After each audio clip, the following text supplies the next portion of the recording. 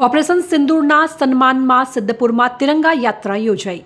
જમ્મુ કાશ્મીરના પહેલગામ ખાતે નિર્દોષ પ્રવાસીઓ પર થયેલા આતંકી હુમલાની ઘટના બાદ ભારતીય સેનાએ ઓપરેશન સિંદૂર દ્વારા મા ભારતીને તથા આપણા તિરંગાને અપાવેલા ગૌરવને વધારવા સિદ્ધપુર ખાતે નગરપાલિકાથી જામપલી પોળ સુધી શનિવારે તિરંગા યાત્રા યોજાઈ હતી, જેમાં ભારતીય સેનાના સન્માન માટે આયોજિત તિરંગા યાત્રાને કેબિનેટ મંત્રી બળવંતસિંહ રાજપૂતે ફ્લેગ ઓફ આપી પ્રસ્થાન કરાવીને જણાવ્યું હતું કે ભારતીય સેનાએ ઓપરેશન સિંદૂર દ્વારા પાકિસ્તાનના ઘરમાં ઘૂસીને આતંકવાદીઓના ઠેકાણાનો નાશ કર્યો છે।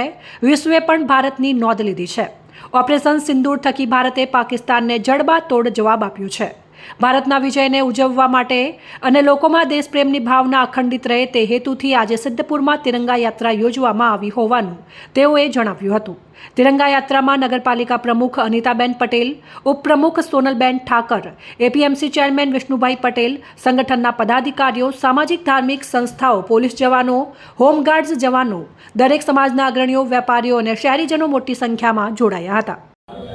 સમગ્ર ભારત જ્યારે આજે ગૌરવ અનુભવી રહ્યું છે, આપણા સૈનિકો, આપણી આર્મી માટે સમગ્ર લોક ગૌરવ માત્ર ભારતની અને જ્યારે વિશ્વ કરી રહ્યું હોય ત્યારે એમના સમર્થનમાં સમગ્ર ભારતની અંદર ગૌરવ યાત્રા, તિરંગા યાત્રા સમગ્ર સમાજના લોકો આમાં જોડાઈને આપણા લોકોએ જે એકતાના દર્શન કરાવ્યા છે અને માત્ર આતંકવાદીઓ સામે જ આપણું યુદ્ધ હતું।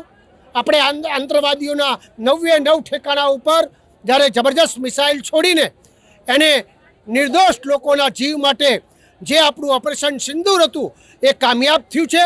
એના ભાગરૂપે આદરણીય પ્રધાનમંત્રી નરેન્દ્રભાઈ મોદીથી માંડીને ઠેઠ છેવાડાના માનવી એટલે 140 કરોડ લોક, સમગ્ર સમાજના લોક, હિન્દુ, મુસ્લિમ તમામ પાર્ટીઓના લોકોએ જ્યારે આટલી એકતા બતાવી છે એ બદલ હું આભાર માનું છું અને આવનાર સમયમાં આપણે આવી જ એકતા સાથે આપણો દેશ આગળ વધે એ પ્રકારની આપ સૌને વિનંતી કરું છું।